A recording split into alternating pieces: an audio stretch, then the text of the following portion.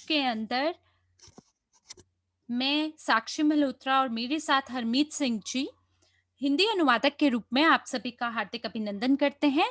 और बिल्कुल हम लोग ध्वनि की जांच करना चाहते हैं आपके साथ। तो अगर आप हमें बेहतरीन रूप से देख और सुन पा रहे हैं तो कृपया करके चैट के अंदर अपनी प्रतिपुष्टि दे दीजिए।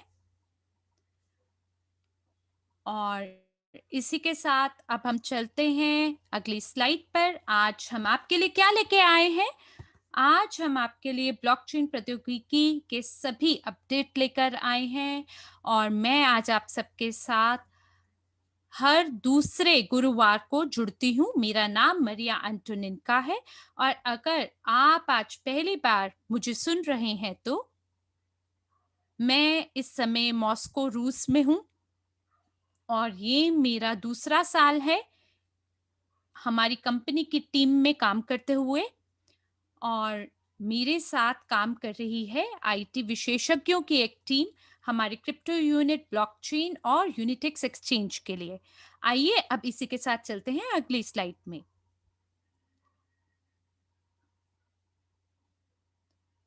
तो हमारा ये जो स्लाइड है ये थोड़ी पुरानी स्लाइड है और ये सारांश बैठक की स्लाइड है।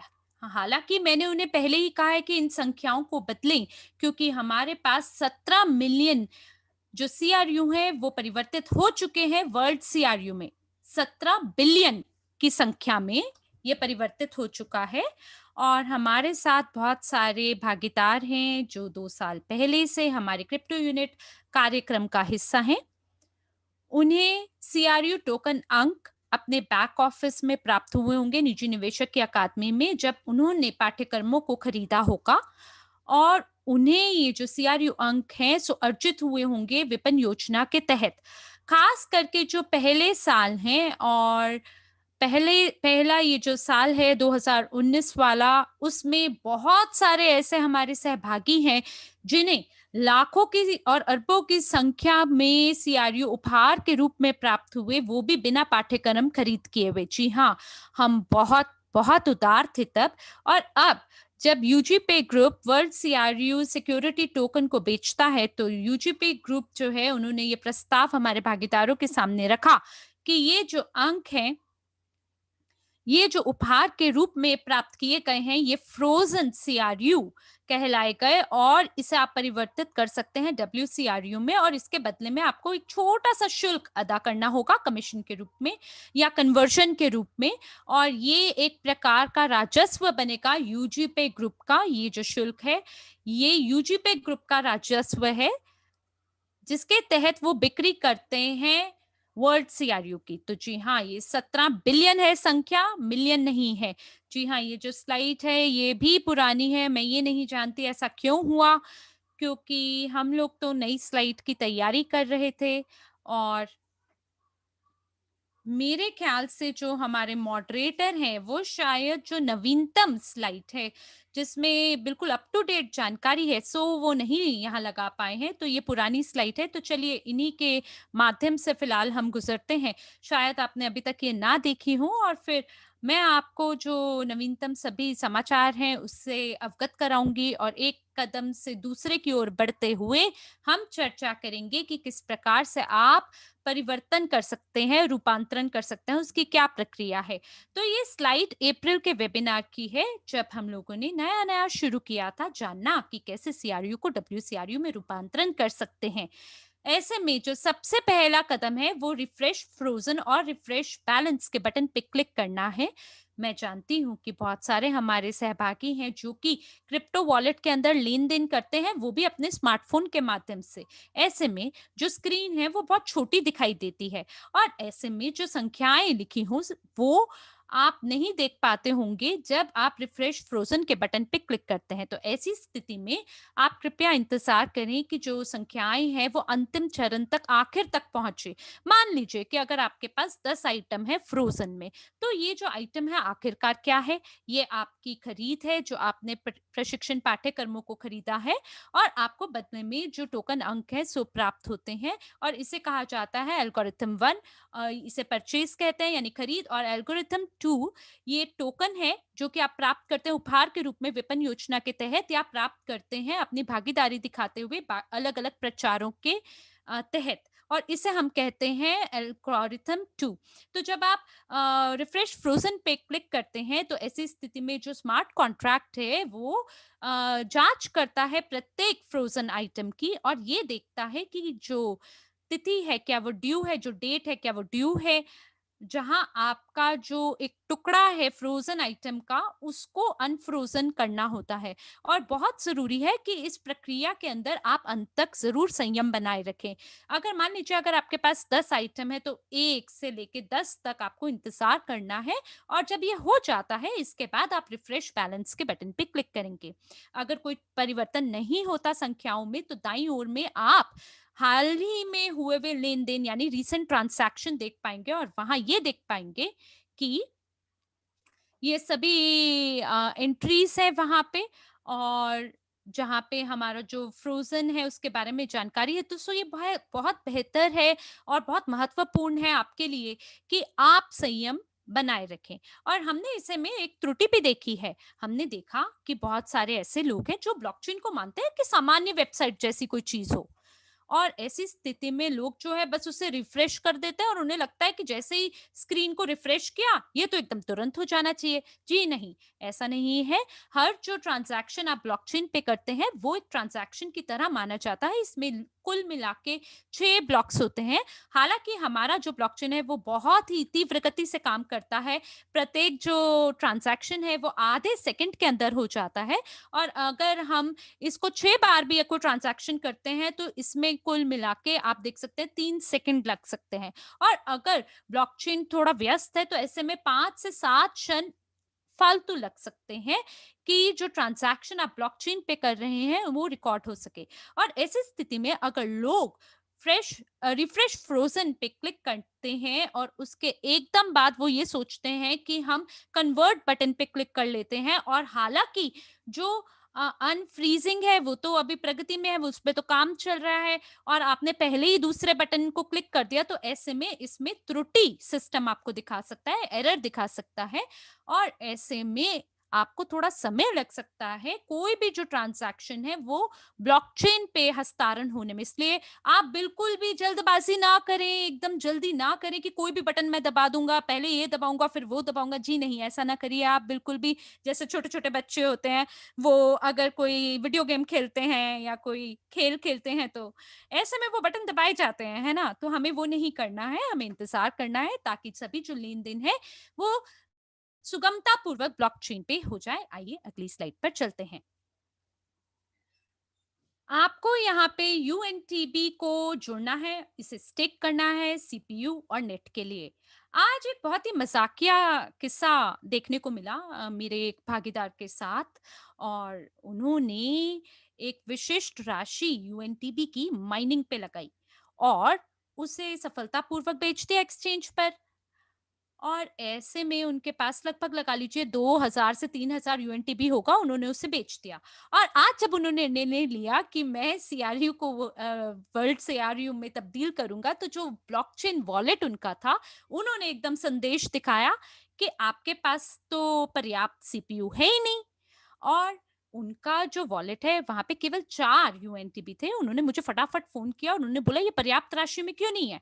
तो मैंने उन्हें बताया कि आपको यूएनटीबी को जोड़ना होगा, जो कि आपके वॉलेट का कंप्यूटेशन पावर है। तो उन्होंने बोला मुझे कितना जोड़ना होगा? देखिए, पहले दिन पे 50 जोड़ना काफ़ी था। जब हमने ये निर्देश की वीडियो बनाई थी, तब 50 यूएनटीबी से काम हो जाता था। लेकिन अब कम से कम 300 यूएनटीबी की मात्रा लग सकती है सीपीयू के लिए स्टिक करने के लिए, ताकि आपका रूपांतरण सुगमता पूर्वक हो जाए। और ऐसे में वो व्यक्ति जो है दोबारा एक्सचेंज पे आया, और उन्होंने अपने लिए 300 यूएनटीबी खरीदने की कोशिश की, और उन्होंने ये देखा कि जो न्यूनतम विड्रॉल है वो 50 यूएस डॉलर का है। तो यूएनटीबी जो है वो लगभग 2300 के करीब उसकी लागत है, और उन्हें चाहिए था उसमें से केवल 300, और उन्होंने बहुत जल्दीबाजी करी। उसे बेचने में, और उन्हें महसूस ही नहीं हुआ कि भविष्य में उनको इसकी ज़रूरत पड़ सकती है। तो बहुत सारे लोग जो हैं वो जल्दबाज़ी बहुत दिखाते हैं, तो ये बहुत महत्वपूर्ण है कि आप याद रखें कि आपको बिल्कुल जल्दी नहीं करनी है यूएनटीबी को बेचने के लिए, जिन्हें आपने बड़ी मेहनत से माइन किया होगा, क्योंकि भविष्य में ये हो सकता है कि आपको यूएनटीबी की ज़रूरत पड़ जाए। तो जो 300 यूएनटीबी है जिसे स्टिक किया गया है सीपीयू के लिए, और इसके बाद जो आप वॉलेट को इस्तेमाल करते हैं, उसके लिए आपको समय चाहिए होता है, आपको एक्स्ट्रा रैम की ज़रूरत होती है, और यूएनटीबी आपको इन सारी चीज़ों के लिए आवश्यक है। और इस सप्ताह मैंने ईओस ब्लॉकचेन पे एक खाते को खोला है, और अभी इसका मूल्य 10 है। पहले ये 14 यूएस डॉलर पे पहुंच गया था, फिर इसकी जो मूल्य है सो गिर गई, और जो ईओस आधारित वॉलेट है उसके लिए मुझे स्टेक करना पड़ा, 6 साल के लिए स्टेक करना पड़ा। और भविष्य के लिए कृपया करके आप याद रखें कि आपको जितने भी आपके यूएनटीबी आज आपके पास है, उसको आप कतई सारे के सारों को आप ना बेचें, जो भी आपको स्टेकिंग के माध्यम से प्राप्त होता है। और स्टेकिंग के बारे में जो सामान्य रूप से अधिकतर पूछे जाने वाले सवाल हैं, उसके बारे में मैं एक उत्तर देती हूँ कि क्यों लाभप्रदता जो यूएनटीबी की है वो उस क्यों कम पड़ गई या क्यों कम हो गई। 1 महीना पहले तो उसकी मांग काफी थी, और उसकी लाभप्रदता यानी प्रॉफिटेबिलिटी बहुत ज्यादा थी, और आज उसकी जो लाभप्रदता है वो बहुत कम हो गई है, शून्य के बराबर है। ये सच है क्योंकि ये जो स्लाइड में आप देख पा रहे हैं, 17 बिलियन वर्ल्ड सीआरयू जो परिवर्तित हो चुका है, ये आपको स्पष्टीकरण देता है कि क्यों यूएनटीबी की लाभप्रदता कम हो गई है।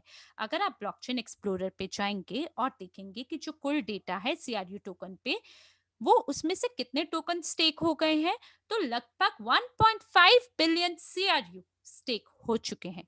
और जब हमें आय प्राप्त होती है यूएनटीबी के माध्यम से, और हम सभी लोग जिन्होंने स्टेकिंग किया है सीआरयू में, तो जो राशि है, जो मात्रा है सीआरयू की वो कम थी, वो 1.5 बिलियन थी।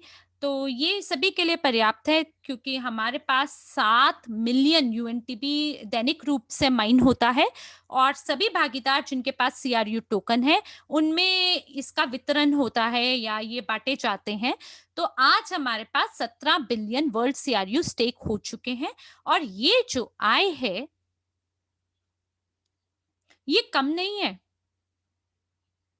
और इसको दोबारा से बांटा गया उन लोगों के लाभ के लिए जिन्होंने अपने फ्रोजन वर्ल्ड सीआरयू को स्टेक किया है, 1.5 बिलियन वर्ल्ड सीआरयू। और ये जो 17 बिलियन वर्ल्ड सीआरयू हैं वो लोग जिन्होंने रूपांतरण यानी परिवर्तन कर लिया है, 90% जो स्टेकिंग है वो ज्यादा है उन लोगों के मुकाबले में जिन्होंने केवल सीआरयू को स्टेक किया है। इसका ये मतलब है कि वो लोग जिनके पास जिन्होंने ज्यादा स्टेकिंग की है वर्ल्ड सीआरयू में, उनको जो लाभप्रदता मिलेगी वो ज्यादा होगी। अगर आप मात्र सीआरयू को स्टेक करेंगे तो ऐसे में आपको यूएनटीबी बहुत कम मिलेगा। और जो दूसरा सामान्य रूप से अधिकतर पूछे जाने वाला जो सवाल है, या मैं ये कहूं कि शायद वो एक त्रुटि है, या हो सकता है कि एक गलत फहमी है, वो ये है कि आज एक और स्थिति देखने को मिली। एक जो नेता है उन्होंने हमें लिखा कि उनकी बहन के साथ में उन्होंने यूएनटीबी को क्लेम किया, और उसी समय वो भी उसी समय पे, और उन्हें अलग अलग संख्याएं मिली आय के रूप में। एक महिला को ज्यादा स्टेकिंग की संख्या मिली वर्ल्ड सीआरयू में, और जो दूसरी बहन है उनको उनको कम मिला, दूसरे व्यक्ति को कम मिला। तो एक व्यक्ति को ज्यादा यूएनटीबी मिले तो उन्हें लगा कि शायद ये कोई तकनीकी समस्या तो नहीं है, क्योंकि ये जो स्टेकिंग है ये तो ज्यादा है, और जो उनकी बहन है उनको तो 2 गुना फालतू अतिरिक्त वर्ल्ड सीआर यूएनटीबी मिला है। और ये जो गलतफहमी हुआ कि हमने मिलकर उसी समय पे स्टेकिंग पे लगाया, कहीं इसकी वजह से तो नहीं ऐसा हुआ। तो इस वेबिनार से पहले मैंने स्क्रीनशॉट लेना मैं भूल गई थी वेबिनार की, और मैं उन्हें देना भूल गई कि ये जो प्रक्रिया है यूएनटीबी की, ये उसी समय पर नहीं होता है, क्योंकि इसमें जो समय है वो अलग है और जो क्लेम की संख्या है वो अलग होगा। और एक जो बहन है उन्होंने 8 मई से उसे स्टेक किया, और जो दूसरी बहन है उन्होंने उसे 3 गुना ज़्यादा की मात्रा में स्टेक किया, और इसकी वजह से जो संख्याएँ हैं वो उसमें उतार-चढ़ाव देखने को मिला। तो ऐसी कोई चीज़ नहीं है ब्लॉकचेन में कि अरे हमने तो साथ मिलकर किया है तो शायद इसलिए ये गलती देखने को मिली है, क्योंकि आधे सेकंड के अंदर पूरी स्थिति बदल जाती है। जब आप रिफ्रेश बैलेंस पे क्लिक करते हैं तो आप यूएनटीबी को क्लेम कर सकते हैं। तो इस समय पर ये भी हो सकता है कि कोई ऐसा व्यक्ति कहीं पे हो जिसने कई मिलियन सीआरयू को स्टेक कर दिया हो, और आधे सेकंड के अंदर भी जो लाभप्रदता है उसमें ऊपर नीचे हो सकता है। और अगर आप कंप्यूटर पे हैं तो एक कंप्यूटर से दूसरे कंप्यूटर पे जाके ये क्लेम नहीं कर सकते कि हमने तो एक साथ किया था ये लेन-देन, तो क्यों इसमें अंतर आया है। आप देख सकते हैं कि एक व्यक्ति अगर क्लेम के बटन पे क्लिक करता है और दूसरा व्यक्ति 2 बार या 3 बार क्लिक करता है, मान लीजिए 8 या 12 मई को, तो ऐसे में वो अलग-अलग प्रॉफिटेबिलिटी यानी लाभप्रदता दिखाएगा, और आप ये उम्मीद नहीं लगा सकते कि दोनों ने साथ में किया है, तो दोनों को सामान्य राशि में ही यूएनटीबी मिलना चाहिए। तो देखिए ऐसी स्थिति में जो लाभप्रदता है यूएनटीबी की वो उसमें कमी आप देख सकते हैं, और ये मूल्य है हमारे टोकन का। आपने शायद देखा होगा कि यूएनटीबी की जो राशि है एक्सचेंज पे ये 2 सेंट हो गया है, इसमें बिल्कुल वृद्धि हुई है, और कोई भी इसे अब 1 सेंट पे नहीं बेच रहा है। कई ऐसे हैं जो फिएट मनी प्राप्त करना चाहते हैं, बिटकॉइन या इथेरियम को जल्द से जल्द प्राप्त करना चाहते हैं, लेकिन आज हमारे पास ऐसा कोई भी नहीं है जो इसे 2 सेंट पे बेचने को तैयार हो। और साथ ही साथ एक बहुत ही सुखद समाचार है कि एक्सचेंज पर हम लोग कितने लंबे समय से इंतज़ार कर रहे थे, और 4 संख्याएँ पॉइंट के आगे जोड़ दी गई हैं, जब आप ऑर्डर को सेट करते हैं। और जो स्थिति है ऑर्डर की, अब उसमें परिवर्तन आ गया है और खरीद करने में और बेचने में। तो जो समाचार है या जो अपडेट है एक्सचेंज का, ये आपको ज़रूर प्रस्तुत किया जाएगा अंत में इस वेबिनार का। तो इस स्लाइड पर हम देखेंगे कि वर्ल्ड सीआरयू टोकन का स्थानांतरण यूजीपे ग्रुप के व्यक्तिगत कार्यालय से, ये आपके लिए उपलब्ध है अप्रैल की शुरुआत से। यानी व्यक्तिगत जो आपका बैक ऑफिस है वहाँ से। तो जो लोग हैं हमारे भागीदार हैं उनकी ये त्रुटियाँ या समस्याएँ हैं कि उनका जो बैक ऑफिस है वहाँ से जो सीआरयू टोकन को जब वॉलेट में भेजा गया तो उसमें दिक्कत का सामना उन्हें करना पड़ा, और जिन लोगों के पास क्रिप्टो यूनिट वॉलेट था उन्होंने भी ब्लॉकचेन पे इसे ट्रांसफर किया। तो जब कोई व्यक्ति सीआरयू को वर्ल्ड सीआरयू में रूपांतरण करता है, हो सकता है उसने ये ना देखा हो कि उसके पास वर्ल्ड सीआरयू पहले से ही उस उनके वॉलेट में है, और उन्होंने गलती से उसे स्टेक कर दिया बिना ये ध्यान दिए कि ये जो टोकन है ये बैक ऑफिस से उन्हें प्राप्त हुए थे। और ऐसे में ये जो हस्तांतरण है, जब आप बैक ऑफिस से टोकन को माइग्रेट करते हैं तब ब्लॉकचेन पे कोई एंट्री नहीं दिखती। ये जो प्रक्रिया है माइग्रेशन की, ये ब्लॉकचेन के परे है, और आप शायद इसको ट्रांजैक्शन में नहीं देख सकते। और अगर वहाँ ये लिखा है कि जो टोकन बैक ऑफिस से जोड़े गए हैं तो शायद इसको देखने में कोई भी ना चूके, लेकिन ये वॉलेट से ट्रांसफर हुए हैं। बल्कि आप ये ना सोचें, ये समझें कि ये स्मार्ट कॉन्ट्रैक्ट के माध्यम से हस्तांतरण हो रहा है, क्योंकि ये एक फ्रोज़न स्थिति में है, और उस दिन से जिस दिन आपने इसे खरीदा होगा, जैसे अगर आपने 12 फरवरी को इसे खरीदा है, तो ये हस्तांतरण होगा या ये जो है ये ट्रांसफर होगा आपके वॉलेट में उस दिन पर। और ये जो प्रक्रिया है अनफ्रीजिंग की, ये शुरू होगी उस दिन से जब से आपने खरीद की है, ना कि उस दिन से जिस दिन से इसको कन्वर्ट होना है। तो ये जो सभी इतिहास है लेन-देन का, ये आप कहाँ देख सकते हैं? ब्लॉकचेन एक्सप्लोरर पे जाएँ, वहाँ पे कॉपी करें अपना क्रिप्टो यूनिट एड्रेस, वहाँ पे आपको सूची मिलेगी सभी ट्रांज़ैक्शन की। वहाँ एक बटन है कॉन्ट्रैक्ट कॉल के नाम से, और वहाँ पर आप जाएँगे जब, तो आपको दिखाई देगा कि एल्गोरिथम नंबर 1 के तहत आपको, क्षमा क्षमा करिए, एल्गोरिथम नंबर 3 के तहत आपको वर्ल्ड सीआरयू प्राप्त हुए होंगे, और उसके अंदर आपको तिथि भी लिख कर दी होगी खरीद की।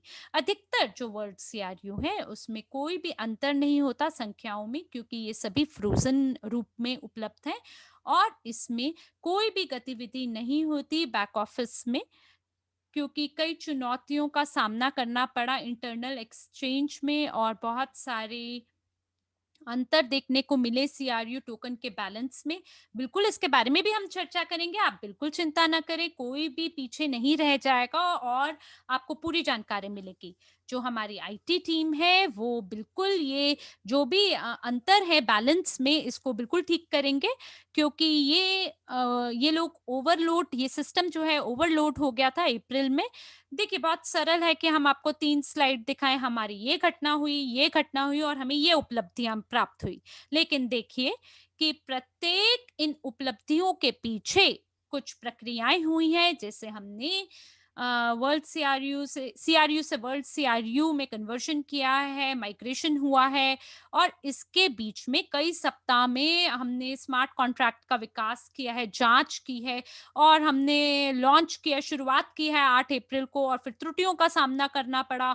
19 अप्रैल तक हमने कन्वर्शन को ठीक किया, और ये इस प्रकार से दैनिक रूप से ये रोज़ के काम हैं, ये रोज़ के कार्य हैं आईटी विशेषज्ञों की, कि वो पता लगाना शुरू करें कि कौन से ऐसे बैलेंस हैं जो छूट गए लोगों के, उसके लिए उन्हें थोड़ा-सा समय अपने लिए निकालना होगा, इसकी जाँच करने के लिए। तो अप्रैल में तो बिल्कुल कोई समय ही नहीं था, और मई की शुरुआत में बहुत सारा काम था एक्सचेंज को शुरू करने में, और जो बिक्री है उसको आगे बढ़ाया गया है, और मैं आपको क्या दायरा है इस काम का जो हमने किया है अप्रैल में, वो हम कहाँ तक पहुँच बना चुके हैं इसके बारे में भी बताऊँगी। तो एक सवाल है कि जो सीआरयू से वर्ल्ड सीआरयू का रूपांतरण है वो छोटे-छोटे पैकेजेस में करने के लिए एक सवाल पूछा गया है। मान लीजिए अगर आपके पास 1 सीआरयू, अगर आप इसको रूपांतरण करना चाहते हैं तो इसके बदले में आपको $1 का शुल्क लगेगा, और अगर 10 वर्ल्ड सीआरयू हैं तो आपको $10 हो सकता है लगे। तो आपको $1 की मात्रा पे 10 या 20 $1 को कन्वर्ट करने के लिए आप नहीं कर सकते हैं। शायद आज $1 आपको महँगा लगे, लेकिन मैं आपको सुनिश्चित करती हूँ कि जो ये शुल्क है कन्वर्जन के लिए, जब ये $2 पे पहुँच जाएगा या $3 पे चला जाएगा, आपके छोटे-छोटे पैकेजेस के लिए भी जब इसकी लागत इतनी बढ़ जाएगी, तब तब आप ये सोचेंगे कि काश मैंने उस समय पे $1 लगा दिया होता, और बजाय कि अब मेरे को महँगा शुल्क देना पड़ रहा है। तो ये जो टोकन का कानून है वो सीआरयू जिनका भुगतान नहीं हुआ, जो विलंबित यानी पेंडिंग है, ऐसी स्थिति में आपको इंतज़ार करना है उस अवधि तक जब तक वो अनफ्रीज़ नहीं हो जाते। लेकिन क्योंकि किसी ने भी इस अवधि की जाँच नहीं की कि ये कब अनफ्रीज़ होगा, मान लीजिए कि आज अगर हमारे पास ब्लॉकचेन है, जहाँ पे हमें इसको टेस्ट करने का इतिहास 2 साल का हो, और हमारा जो ब्लॉकचेन है वो 10 फरवरी को उसकी शुरुआत हुई। तो एक सैद्धांतिक रूप से लोगों की ये भविष्यवाणी है, या लोग सोचते हैं कि जो पेंडिंग टोकन है, वो आज नहीं तो कल अनफ्रीज़ हो जाएँगे आपके बैलेंस में। लेकिन ये कब होगा? इसकी सटीक तिथि क्या होगी? डेट क्या होगी? 1 महीना के बाद होगा या कब होगा? तो जब आप इसे कन्वर्ट करते हैं, मान लीजिए 365 दिन के बाद करते हैं, तो ऐसे में आपको इंतज़ार करना हो सकता है अनफ्रीज़िंग के लिए आने वाले और 365 दिनों के लिए, और फिर ये इसमें और समय लगेगा, है ना? तो हम तो बिल्कुल भी 3 साल तक मैं तो 3 साल तक बिल्कुल इंतज़ार नहीं करना चाहूँगी और बजाय उसके मैं 1 यूएस डॉलर का भुगतान करना पसंद करूँगी। देखिए अगर आप भुगतान कर सकते हैं, तो आप शांति की नींद ले सकते हैं और हो सकता है 3 साल के बाद ये आपको ज़्यादा महँगा मिले और हो सकता है कि आप शायद इतने सालों तक या इतने जो टोकन है इनके अनफ्रोज़न के लिए शायद आप ना इंतज़ार करें।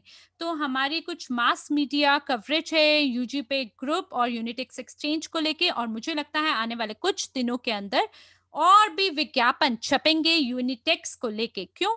क्योंकि हम उन्हें ऐसे कारण देंगे कि उन्हें छापने ही पड़ेंगे ताकि जितने भी रिपोर्टर हैं, जितने भी जर्नलिस्ट हैं, वो बताएँ दुनिया को बताएँ कि एक युवा एक्सचेंज शुरू हुई है जिसमें बहुत ज़बरदस्त ट्रेडिंग वॉल्यूम चल रही है। तो ऐसा लग रहा है कि ये जो टोकन का मूल्य है छोटा है और जो एक्सचेंज है एक दिन काम करता है, एक दिन काम नहीं करता है।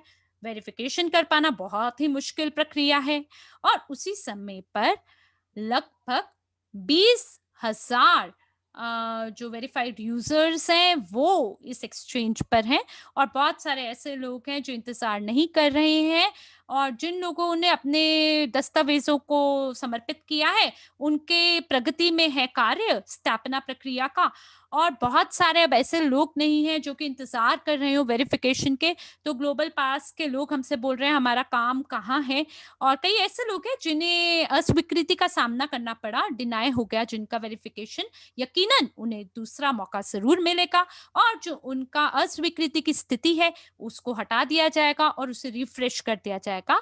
तो ये जो अपडेटेड फंक्शनैलिटी है, आपने यहाँ ज़रूर देखा होगा अपने बैक ऑफिस में और एक्सचेंज में एक बटन जिसका नाम डॉक्यूमेंट्स के नाम से है और पहले हम लोग ग्लोबल पास पे गए थे और हमने बोला था कि हमें इस उपयोगकर्ता का स्टेटस बताइए और ये बहुत लंबा काम था। हम पहले ग्लोबल पास को अनुरोध करते हैं, फिर ग्लोबल पास वाले हमसे बात करते हैं, फिर व्यक्ति को पत्र भेजते हैं। कई बारी उस व्यक्ति को वो पत्र नहीं मिलता कि उनका जो स्टेटस है वो अपडेट कर दिया गया और अब आप नया डॉक्यूमेंट को लगा सकते हैं दोबारा। तो ऐसी स्थिति में जो अब एक्सचेंज ऑफिसर हैं, वो इसके लिए आपको सीधे तरीके से रिक्वेस्ट भेजेंगे कि आप अपने जो डॉक्यूमेंट है उन्हें लगा लीजिए दोबारा लगा लीजिए और ये जो दस्तावेज है ये सीधे तरीके से एक्सचेंज ऑफिसर के पास जाएगा और सभी जो केवाईसी आधिकारिक लोग हैं वो इसकी जांच करेंगे और वेरिफिकेशन प्रक्रिया की जो गति है सो बढ़ जाएगी। तो अब जब आप दस्तावेजों को समर्पित करेंगे, जो आपका सीआरयू टोकन है उसका स्रोत कहाँ से है, धन का स्रोत, इसके लिए आपको माय क्रिप्टो यूनिट में जाके दस्तावेजों को अपलोड करना होगा। कृपया करके जो भी दस्तावेज हैं उन्हें आप अंग्रेजी भाषा के अंदर अपलोड करें। अगर मान लीजिए कोई भी आपसे कार्यालय आधिकारिक व्यक्ति आपसे स्तोत्र पूछते हैं धन का, तो मान लीजिए अगर 15,000 यूएस डॉलर से ऊपर की राशि में अ, आपने ट्रांज़ैक्शन किया है एक बार के अंदर, तो उस ऐसे में आपसे कुछ और दस्तावेज़ माँगे जाएँगे। उसके पीछे कारण ये है कि जो हर युवा एक्सचेंज जो है वो फ़िएट मनी के माध्यम से टॉप अप और विथड्रॉ नहीं कर पा रहे हैं। पर आज ये इस कार्यक्षमता को भी हमने जोड़ा है। देखिए ये तुरंत तो एकदम काम नहीं करेगा, लेकिन वो सभी लोग जिन्होंने देखा है कि एक नया बटन लगाया गया है, उन्होंने एकदम से उस पे क्लिक करा और उन्होंने कोशिश करा कि भई इस बटन से क्या हो सकता है, उन्होंने उसकी जाँच करने की कोशिश की। तो वो सभी जो लोग हैं, उनको जो तनाव है, तनाव से ना खुद को मजबूती देनी होगी।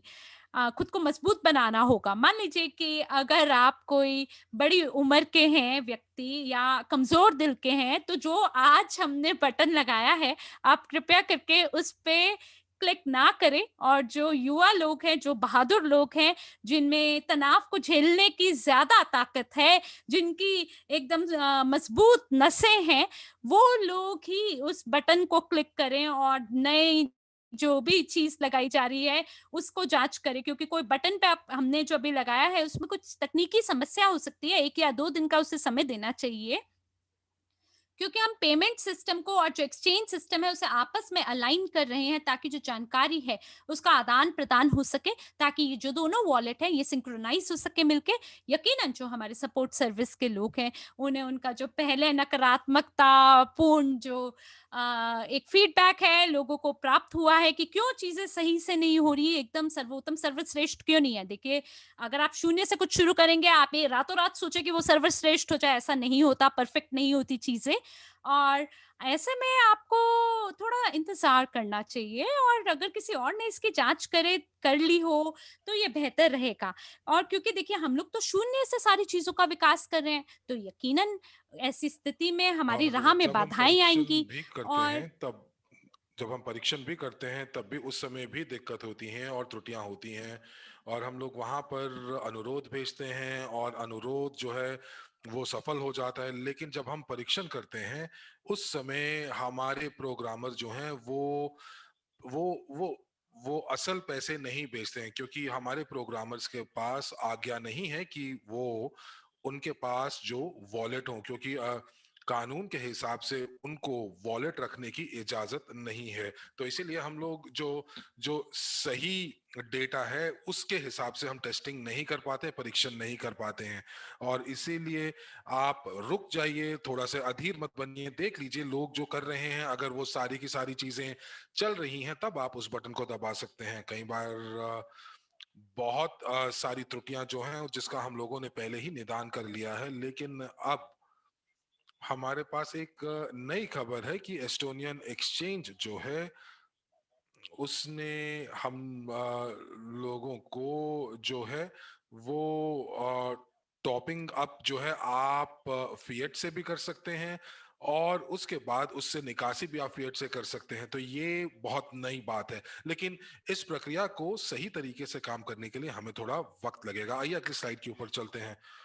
तो यहाँ पर हम लोग देखेंगे कि हमारे पास जो अद्यतन था अप्रैल में 2021 में, तो यहाँ पर आप देखेंगे कि तो सबसे पहली चीज जो है वो है कि सत्यापन की समस्याएं, और बहुत सारे लोग हैं, और मैं एस्टोनियन डायरेक्टर निदेशक को भी बात कर रही हूँ, और यहाँ पर कह रहे हैं कि बाइनेंस बाइनेंस के अंदर आप $2000 तक बिना किसी पुष्टिकरण के सत्यापन के आप जो है ट्रेड कर सकते हैं। और हम लोगों ने कुछ अपनी कानूनी टीम के साथ हमने बात की कि जो लोगों का सत्यापन नहीं हुआ है क्या वो टॉप अप और वो ट्रेड कर सकते हैं, और क्या वो निकासी भी कर सकते हैं। तो हम लोगों को ये दिखा कि जो बाइनेंस के अंदर आप ऐसा इसलिए कर सकते हैं कि $2000 अगर आप सत्यापित नहीं है, और हमारे केस के अंदर ऐसा नहीं कर सकते। तो उसके पीछे उसका कारण ये है कि उन बाइनेंस के पास जो लाइसेंस है वो सिर्फ क्रिप्टो और फिएट के लिए नहीं है, बल्कि साथ साथ भुगतान प्रणाली के लिए भी है।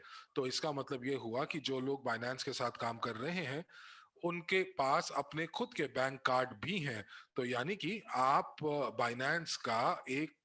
बाइनेंस का प्लास्टिक कार्ड जो है आप उसको जो है ऑर्डर भी कर सकते हैं, और उसके बाद आप जो है अगर यदि सत्यापित नहीं भी हैं तो भी आप जो है पैसे इधर उधर हस्तांतरण कर सकते हैं, थर्ड पार्टी में आप कर सकते हैं। तो यदि किसी संस्था के पास ये लाइसेंस है, और ये लाइसेंस इस चीज का है कि वो एक वित्तीय संस्थान है, तो वो एक $2000 तक वो जो है वो बिना किसी सत्यापन के हस्तांतरण किया कर सकते हैं। अब आप रूस में भी बिना किसी पासपोर्ट के आप विदेशी मुद्रा खरीद सकते हैं, विनिमय कर सकते हैं, लेकिन सिर्फ और सिर्फ 40,000 रूबल के लिए, जो कि $500 के आसपास है। तो अब हम लोग यहाँ पर समझने की कोशिश कर रहे हैं कि ये $500 पहले क्यों था, और जब हम लोगों ने इसके इसके तह तक पहुंचे और हम लोगों ने कानूनी कारणों को हमने पढ़ने की चेष्टा की, तो हमें पता चला कि यूरोप के अंदर जो एक संस्था है वो फिएट के अंदर भुगतान नहीं कर सकती है दूसरे लोगों को, यदि उनके अकाउंट सत्यापित नहीं है। लेकिन क्रिप्टो में आप ये एक हद तक कर सकते हैं। लेकिन यदि अगर आप ऐसा करते हैं तो आपको कानून जो है वो वो मनी लॉन्ड्रिंग के अंतर्गत आपके ऊपर जो है नजर रख सकता है और हो सकता है कि आपके लाइसेंस को भी स्थगित कर सकता है। और आज जो रूस और सीआईएस के जो नागरिक हैं उनके लिए एक और विशेषता शुरू की गई है कि आप जो है कि आप अपने रूसी जो राष्ट्रीय पासपोर्ट है आप सत्यापन के लिए इस्तेमाल कर सकते हैं। आपको अंतर्राष्ट्रीय पासपोर्ट की जरूरत नहीं है। लेकिन उसके अंदर एक और चीज है जो आपको ध्यान रखनी है, और वो ये है कि जो रूसी पासपोर्ट है वो जो उसकी उसकी वैधता है वो जब उनको 45 साल के बाद यदि वो उसको जारी कराते हैं तो उसके अंदर वैधता की कोई तारीख नहीं होती, आखिरी तारीख नहीं होती जब वो 45 साल के बाद वो अपने पासपोर्ट को जो है वो राष्ट्रीय पासपोर्ट को मंगाते हैं। और ग्लोबल पास ने हम लोगों को कहा कि आप उसको 100 साल के लिए कर सकते हैं। तो यानी कि आप यदि अगर आज आपका पासपोर्ट बनता है तो आप जैसे अगर आपका पासपोर्ट 13 मई 2021 को बना है तो आप उसके अंदर 100 साल जोड़ दीजिए और ये आपकी वैधता आ जाएगी। और बहुत सारे लोग जो हैं जिन्होंने चैट में ये लिखा कि जो पासपोर्ट जो रूसी पासपोर्ट के साथ सत्यापन की प्रक्रिया केवल 90 मिनट में पूरी हो गई कि इस समय जो है कोई भी पंक्ति नहीं है आपके सत्यापन के लिए। तो आप जरूर अपना सत्यापन कराएं। और अगर आप नहीं करा रहे हैं तो आप कंपनी को दोष मत दीजिए क्योंकि आपको आलस्य लग रहा है पासपोर्ट बनवाने के लिए या अपनी सत्यापन कराने के लिए। तो अब आप मुझे ये बताइए कि आप अगर सत्यापन कराने में अगर असमर्थ है तो इसमें कंपनी की कोई गलती नहीं है। हमारे यहाँ पर बहुत सारे ऐसे ऐसे सहभागी हैं जिन्होंने कोशिश ही नहीं की कि वो अपने आवेदन को सत्यापित कर पाए। उन्होंने दस्तावेज ही अपलोड नहीं किए हैं। जिन लोगों ने सही दस्तावेज अपलोड किए हैं उनका उनका जो वेरिफिकेशन है सत्यापन है वो हो गया है। और कई लोग हमसे क्राइमिया जो है उसके बारे में पूछ रहे हैं। और यदि आप वीपीएन का भी इस्तेमाल कर रहे हैं तब भी आपकी जो आवेदन है वो विफल हो जाएगा।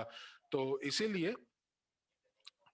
हो सकता है कि आप कोशिश कर रहे हैं कि आप अपने परिजनों के नाम से सत्यापन करने की कोशिश कर रहे हैं जो कि क्रीमिया में रहते ही नहीं हैं। अब हम लोग एक्सचेंज के लोगों के साथ कल 10 बजे हम बैठक करने वाले हैं और मैं उनसे पूछूंगी कि वो कब हम लोगों को सत्यापन के लिए दूसरा मौका देने वाले हैं। और साथ ही साथ जो लोगों को दिक्कत आ रही है कि उनके डिपॉजिट नहीं हो रहे हैं, और जब हमने गूगल फॉर्म भेजा था तो लोगों ने उसके अंदर अपनी जानकारी तो भरी लेकिन बहुत सारे लोगों को उनका जो जो भुगतान था वो हो गया था। कुछ लोगों को ईओएस मिला, कुछ लोगों को इथूरियम मिला। और यहाँ पर एक व्यक्ति थे जो कि एक हफ्ते से इंतजार कर रहे थे कि उनकी क्रिप्टो यूनिट उनके एक्सचेंज के अकाउंट में आए। और वो शायद 10 या 20 अप्रैल से इंतजार कर रहे थे क्योंकि बहुत बड़ी रकम थी और हमने उसके ऊपर काम किया और वो रकम उनके अकाउंट में आज आ गई और वो बहुत प्रसन्न थे और हम भी बहुत प्रसन्न थे। देखिए, जो लोग काम कर रहे हैं निकासी के ऊपर और टॉपअप के ऊपर जिसका जिसका वो सत्यापन कर रहे हैं, तो उसके लिए थोड़ी दिक्कत हो रही क्योंकि यहाँ पर लोग कम हैं और हमारे पास एक्सचेंज के लिए जो ये प्रणाली है, ये कार्य प्रणाली के लिए कम लोग हैं। और एक समय में जब हम मिटा रहे थे तो ये प्रणाली जो थी उस समय उपलब्ध भी नहीं थी।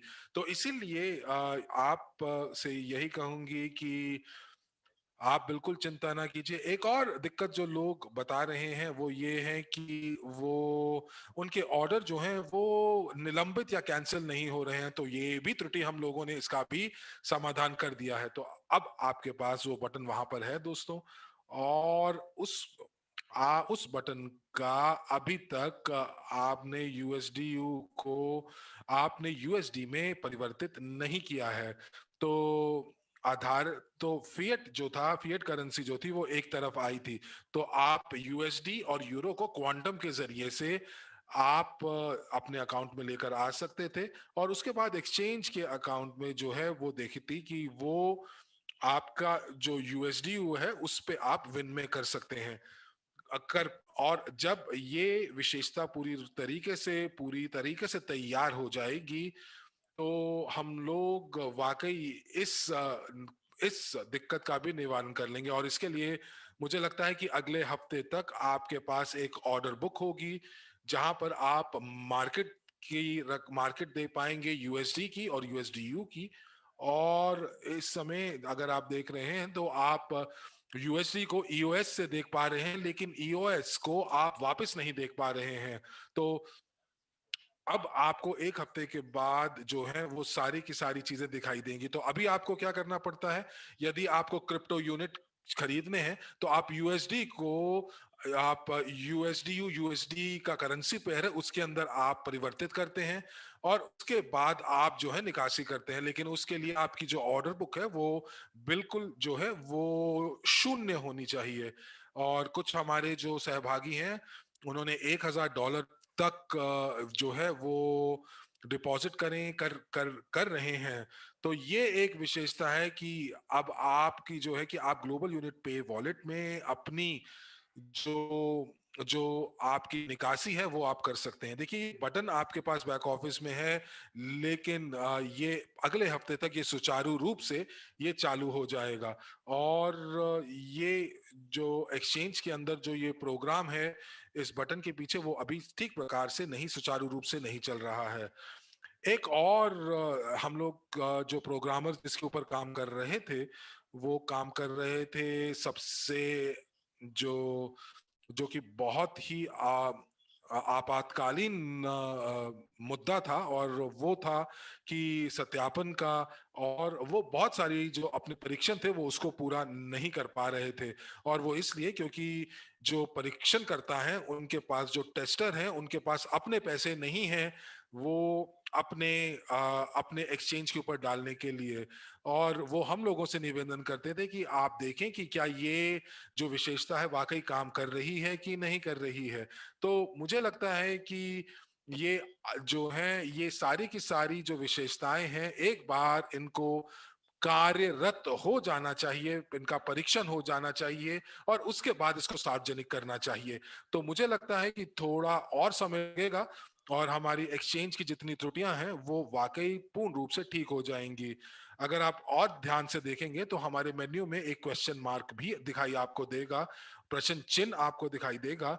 और उसके अंदर आप देखेंगे कि जो हमारी मीडिया विभाग है वो वहां पर आपको बताएंगे कि वो ट्यूटोरियल्स वहां पे डालेंगे, वीडियो ट्यूटोरियल्स डालेंगे कि आप किस प्रकार से एक्सचेंज के ऊपर काम कर सकते हैं, नए नए विशेषताएं का कैसे इस्तेमाल कर सकते हैं।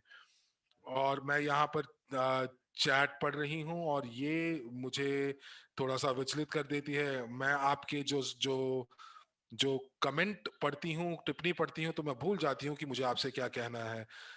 तो यदि आप अगर देखेंगे कि अगर आपके पास आप एक प्रश्न चिन्ह है ऊपर की तरफ और अगर आपके प्रश्न वहां पर नहीं है तो आप समर्थन सेवा से आप बात कर सकते हैं।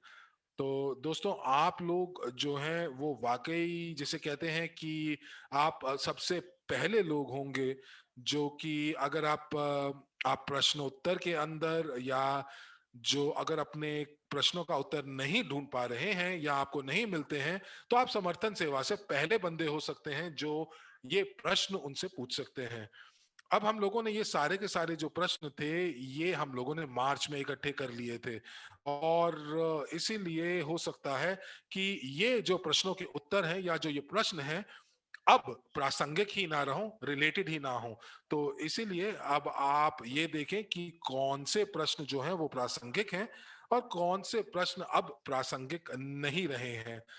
तो इसीलिए ये जो अक्सर पूछे जाने प्रश्न हैं उनका अच्छे से अध्ययन कीजिए और समर्थन सेवा को टिकट डालने के लिए ही टिकट मत डालिए।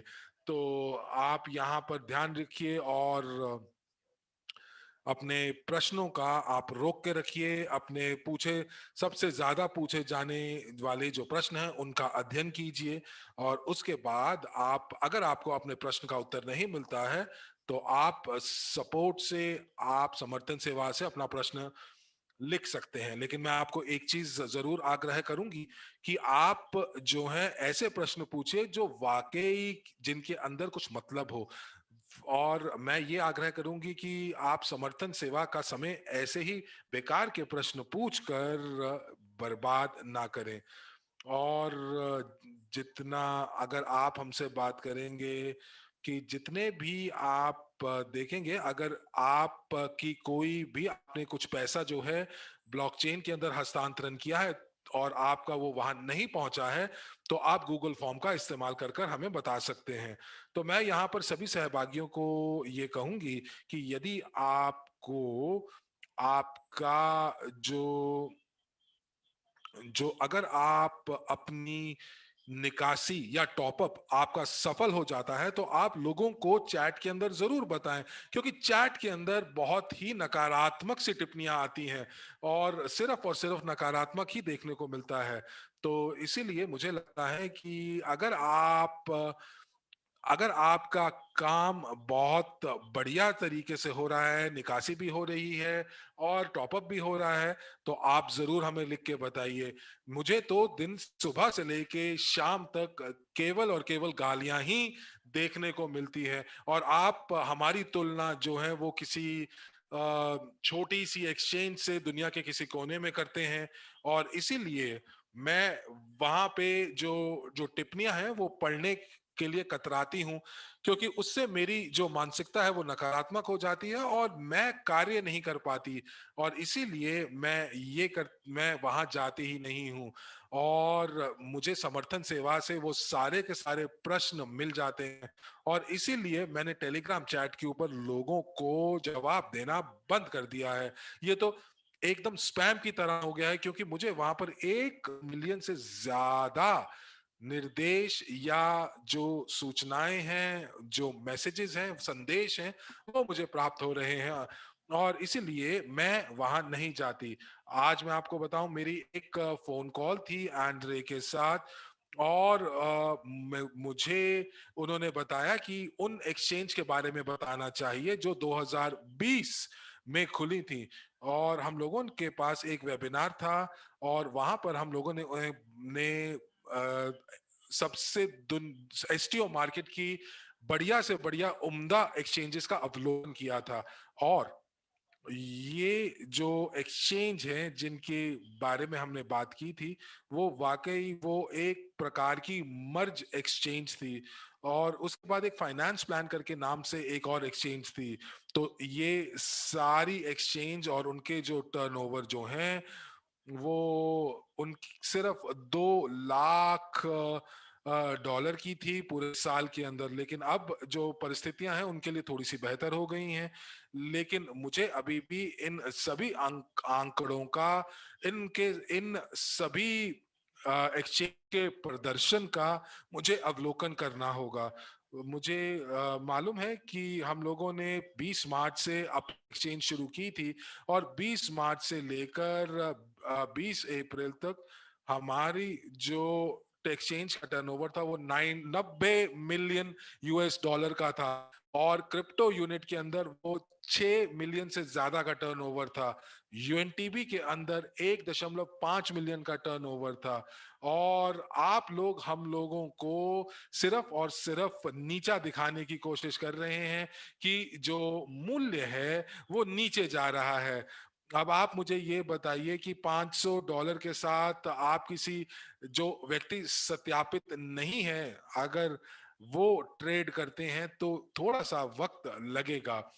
देखिए, मैं ये कहूंगी कि आप किसी चीज को अगर आप जन्म देते हैं, तो एक जो छोटा बच्चा है तो उसको थोड़ा बढ़ने में वो वक्त लगता है, उसको शक्तिशाली बनने में वक्त लगता है। वो पहले जो है वो रेंगना सीखता है, और रेंगने के बाद वो चलना सीखता है और फिर दौड़ता है।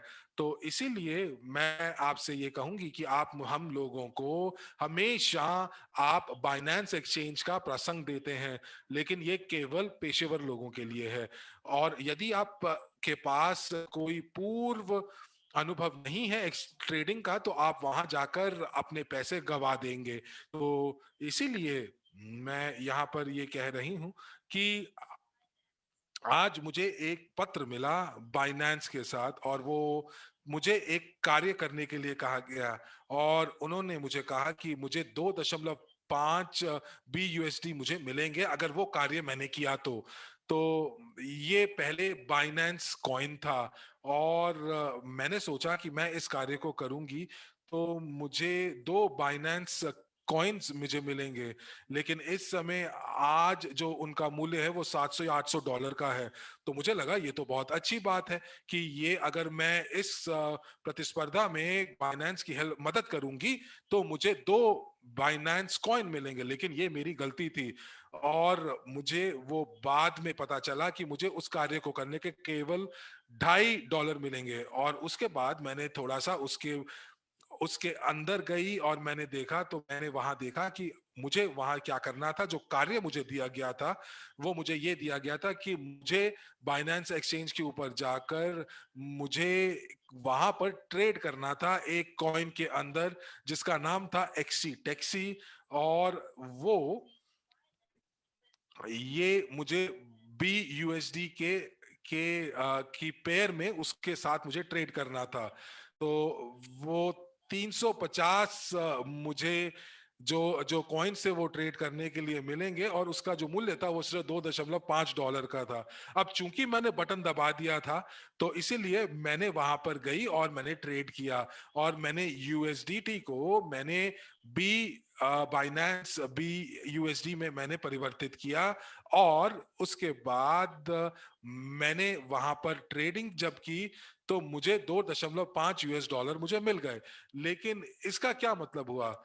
इसका मतलब ये हुआ कि जिस सिक्के के अंदर मैंने ट्रेड किया है, तो वो बाइनेंस क्या करता है, बाइनेंस वहां पर जो पुशअप नोटिफिकेशन भेजता है उन लोगों के लिए, जैसे कि मैं, जो कि वहां जाकर जुआ खेलते हैं, जो सिर्फ खरीदते हैं और बेचते हैं और उसके बाद $2.5 ले जाते हैं। लेकिन जो टर्नओवर है, जो ट्रेडिंग की जो टर्नओवर है, वो बढ़ जाती है इस सिक्के के लिए।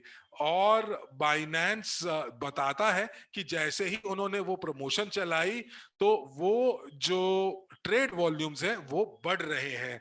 तो वो ये बताते हैं कि इससे जो ट्रेडिंग वॉल्यूम है वो बढ़ रहा है।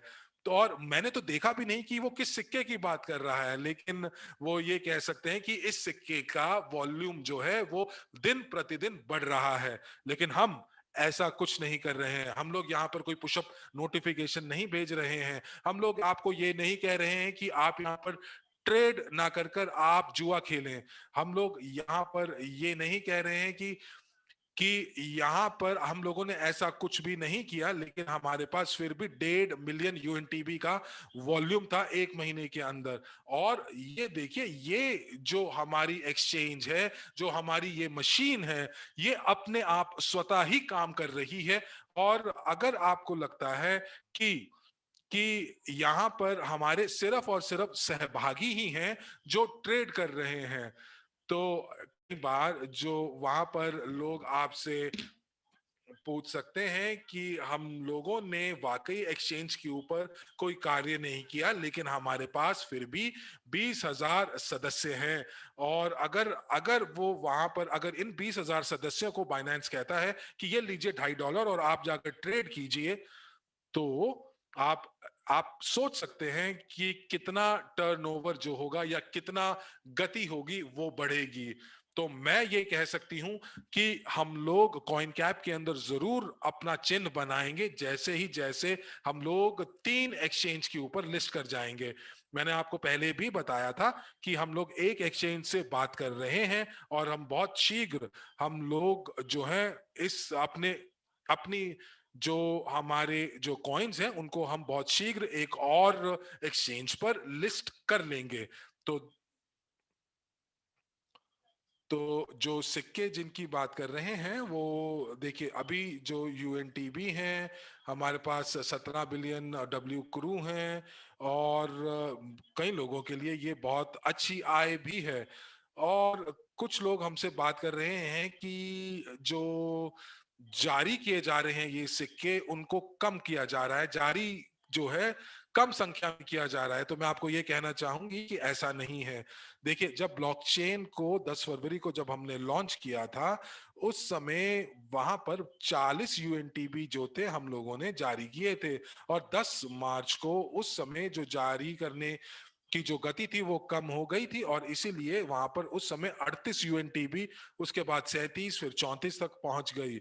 और हम लोगों ने वाकई कुछ जानबूझकर नहीं किया कि उसका मूल्य जो है वो कम हो गया और बाद में वो फिर से मूल्य ऊपर हो जाए। तो हम लोग उसके अंदर कोई हस्तक्षेप नहीं कर रहे हैं। तो जो स्मार्ट कॉन्ट्रैक्ट्स हैं उनकी जो मियाद है वो 10 सालों की है। तो इसी के लिए जो अभी हम लोग जो जो यूएनटीबी जो है, एक वॉलेट खोलने में पहले 40 यूएनटीबी लग रहे थे, अब वो थोड़ा सा कम हो रहा है। तो इस समय उसके अंदर हम लोगों का कोई भी जो हस्तक्षेप नहीं है। तो अब यहाँ पर जो आप लोग कह रहे हैं कि हम लोग थोड़ा सा कम जारी कर रहे हैं ये सिक्कों को, तो ये केवल अफवाह है। और अगर अब आप देखेंगे कि जब वॉलेट्स और माइग्रेशन हो रहे थे तो उस समय इनका जो मूल्य था थोड़ा कम हो गया था। आइए अगली स्लाइड के ऊपर चलते हैं।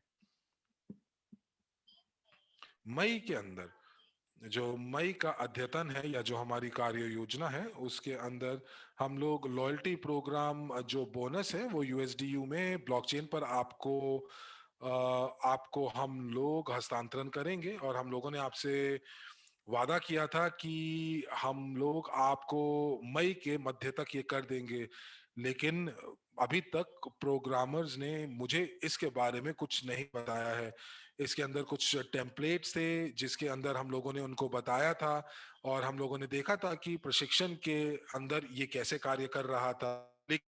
जो असल ब्लॉकचेन के अंदर था उसके अंदर जो लॉजिक था वो बदल दिया गया था, तार्किक तर्क जो था वो बदल दिया गया था।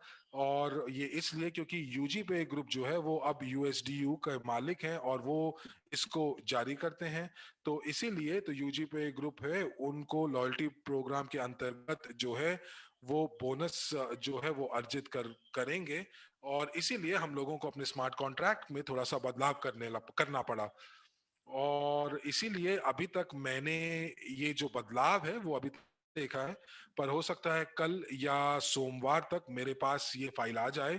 और आपको मैं याद दिला दूं कि मैंने आपको बताया था कि हमारे पास कुछ प्राथमिक कार्य थे जिनको हम लोगों को निवारण करना था। कुछ शिकायतें थी और जो कह रहे थे कि माइग्रेशन के बाद जो है जो शेष राशि उनके अकाउंट में सही नहीं आ रही थी।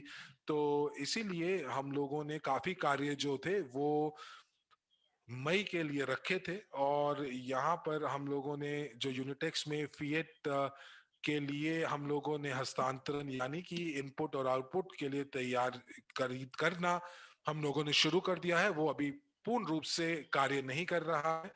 और साथ ही साथ मैं आपको बताना चाहूंगी कि यूनिटेक्स एक्सचेंज में ईओएस ब्लॉकचेन पर हम लोगों ने यूएसडीटी को जोड़ने की कोशिश कर रहे हैं। तो ये हमारी कार्य योजना है मई के लिए और आने वाले भविष्य के लिए। साथ ही साथ प्रॉफी बोनस जो सीआरयू और डब्ल्यूसीआरयू का है, तो मैं यहाँ पर उसके लिए कुछ नहीं कह पाऊंगी। ये जानकारी जो है वो आपको जो गुप्त बैठक में आपको एंद्रे हवरातेव जी इसका जवाब देंगे। लेकिन हाँ, जो गलत शेष राशियां थी और यदि आपको लगता है कि उसके अंदर कुछ त्रुटियां थी और आपको कुछ नुकसान हो रहा था, तो जो आपने मार्च के अंदर स्प्रेडशीट दी थी, हम लोग उसके उसके ऊपर अभी हमने कार्य करना शुरू नहीं किया है। तो हमारे पास एक शेष राशि की एक स्प्रेडशीट थी और उसके अंदर शेष राशि थी जो कि ब्लॉकचेन के ऊपर जब हस्तांतरण हुआ था। और ये जो दस्तावेज है वो गीगाबाइट्स के अंदर है, बहुत देर लगाता है खुलने में। और इसके अंदर एक एक्सेल शीट के अंदर कम से कम 8 लाख एंट्रियां हैं। और ये सारी की सारी जो एंट्रीज हैं वो बैक ऑफिस से जो है वो हस्तांतरित हुई हैं। और इसीलिए हम लोगों ने जल्दी नहीं चाही कि इन शेष राशियों को ठीक करें, क्योंकि हमारे पास जो आंकड़े थे उस आंकड़ों के अनुसार जो लोग बैक ऑफिस से ब्लॉकचेन की तरफ आए थे, जिन्होंने संक्रमण किया था, वो केवल और केवल 2 लाख थे। और हम लोग जो हमारी शीट के अंदर 8 लाख लोग थे, तो केवल 2 लाख लोगों ने जो है वो माइग्रेशन किया था। तो अब उसकी वैधता को देखने के लिए, वैलिडेट करने के लिए, 8 लाख लोगों के लिए उस तालिका को हम लोगों को पुष्टिकरण करने के लिए हम लोग एक ही बार करेंगे, ताकि हमें बार बार इसके ऊपर वापस ना आना पड़े। हम इंतजार कर रहे हैं कि कुछ लोग जो हैं, जो देर से उठते हैं, वो हमें बता दे। ऐसा नहीं होना चाहिए कि 6 महीने के बाद फिर कोई उठ के आए और बोले कि मेरी जो शेष राशि थी वो ठीक नहीं थी। तो हम लोगों ने इसीलिए थोड़ा सा इंतजार कर रहे हैं।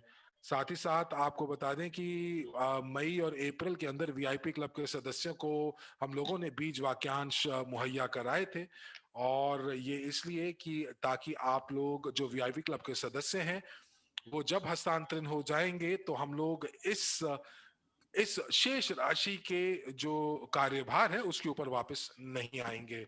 तो और जो लोग हैं, मैं उन्हें शांत करना चाहती हूँ, उन भागीदारों को जिन्होंने जब सीड फ्रेज़ का निर्माण किया या उसको उत्पन्न किया, तो उन्हें कुछ सर्वर एरर का सामना करना पड़ा और जिसकी वजह से वो अपने वॉलेट को शुरू नहीं कर पा रहे। कई लोग ऐसे हैं जिन्होंने अपने सीड फ्रेज़ को उसमें सेव किया। तो लगभग 16 से 17 ऐसे लोग हैं जिनको सर्वर एरर का सामना करना पड़ा सीड फ्रेज़ की उत्पत्ति में।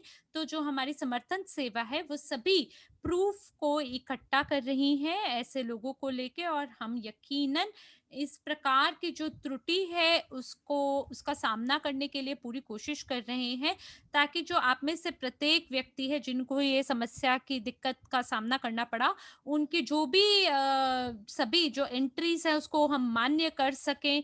तो ये जो सूची है ये इस प्रकार से, जैसे सिंड्रेला की कहानी थी कि जब वो चावल लेकर आई और दाल लेकर आई और उनको एक-एक करके उससे उठाना था, सँभालना था, सुलटाना था चीज़ों को। तो ये बिल्कुल इसी तरीके से है जैसे सिंड्रेला की कहानी है। तो इसलिए ये जो गलत बैलेंसेस हैं, ये बिल्कुल आपके लिए सुलटाया जाएगा। और इसके बाद जो यूएसटीयू है वॉलेट में, इसमें अप्रैल पे एक काम दिया गया था और इसको आगे मई तक बढ़ा दिया गया है। और इसमें हमें क्वांटम को कनेक्ट करना था ताकि इसकी खरीद की जा सके वॉलेट में।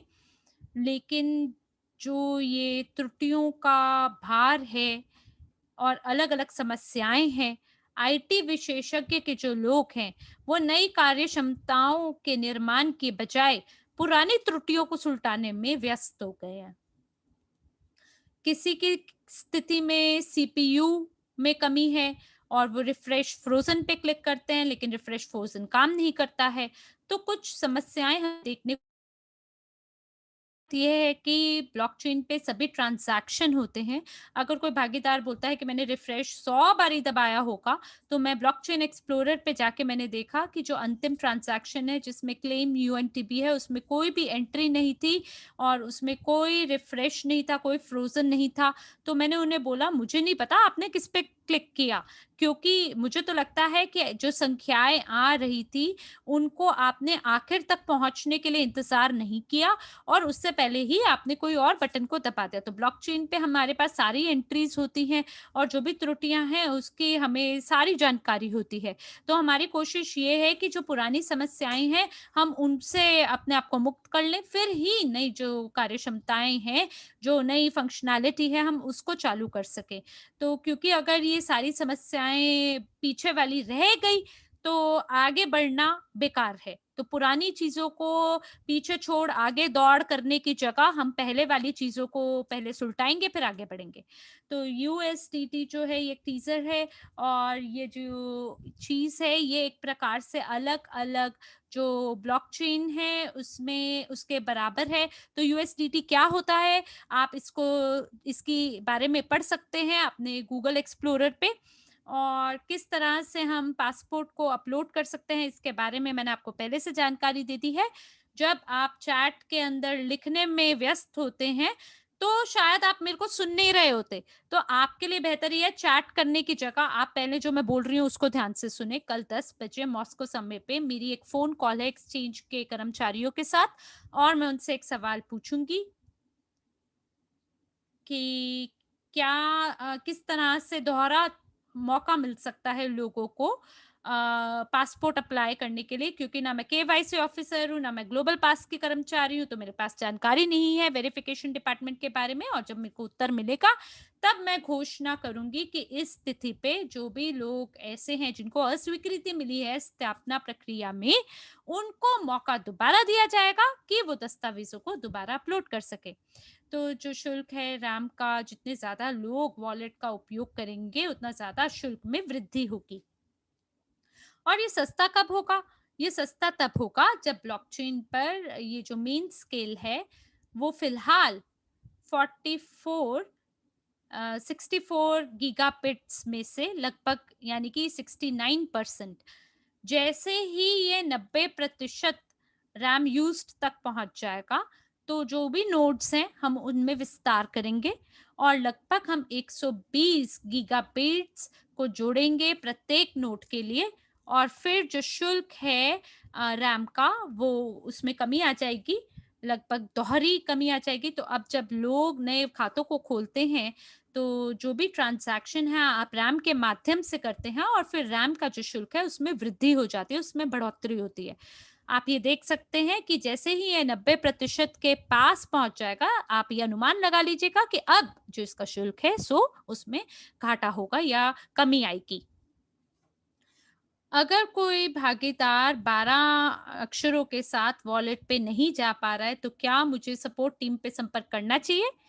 जी हाँ, आप संपर्क कर सकते हैं समर्थन सेवा से और आपकी जो भी समस्याएँ हैं ब्लॉकचेन से आधारित, उसको फ़िल्टर किया जाएगा और उसको अलग-अलग तालिकाओं में भरा जाएगा ताकि हम इससे निपट सकें। तो प्यारे दोस्तों, धन्यवाद आपका ध्यान देने के लिए, आपका कीमती समय हमें देने के लिए। कृपया करके आप अपने मस्तिष्क को सकारात्मकतापूर्ण विचारों के साथ भरे रखें और मुझे आशा है कि शीघ्र आपसे दोबारा मुलाकात होगी। तो इसी के साथ हिंदी अनुवादक के रूप में हरमीत सिंह जी और मैं साक्षी मल्होत्रा आपसे यहीं पर विदा लेते हैं। आशा है अगले सत्र में नए जोश और उमंग के साथ आपके साथ पुनः मुलाकात होगी। तब तक के लिए आपका जीवन आनंदमय हो, आपको स्वास्थ्य और कल्याण प्राप्त हो। इसी के साथ शुभ रात्रि। धन्यवाद।